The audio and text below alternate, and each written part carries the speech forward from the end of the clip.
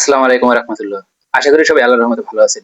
ইসলামে কি পীর বা ধর্মীয় কোনো নেতাকে সিংহাসনে বসিয়ে প্রতিপত্তি করা জায়েজ? বর্তমানে আমাদের সমাজে ধর্মের নামে নানান ধরনের রেওয়াজ ছড়িয়ে পড়েছে।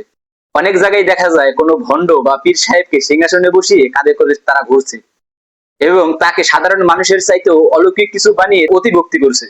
আমাদের প্রিয় নবী হযরত মুহাম্মদ সাল্লাল্লাহু আলাইহি ওয়াসাল্লাম ও তার সাহাবীদের সুন্নাহ কি আমাদের এটাই শিক্ষা দেয়? ইসলামে কোনো মানুষকে খোদার আসনে বসানো এবং অতিভক্তি করা নিষিদ্ধ। রাসূল করিম সাল্লাল্লাহু আলাইহি সাল্লাম স্পষ্টভাবে এতে সতর্ক করে গিয়েছে। সহিহ বুখারী 3445 নম্বর হাদিস। রাসূল সাল্লাল্লাহু আলাইহি সাল্লাম বলেছেন, তোমরা আমাকে নিয়ে সীমা লঙ্ঘন বা বাড়াবাড়ি করো না, যেমন খ্রিস্টানরা ঈসা ইবনে মারিয়ামকে নিয়ে করেছে।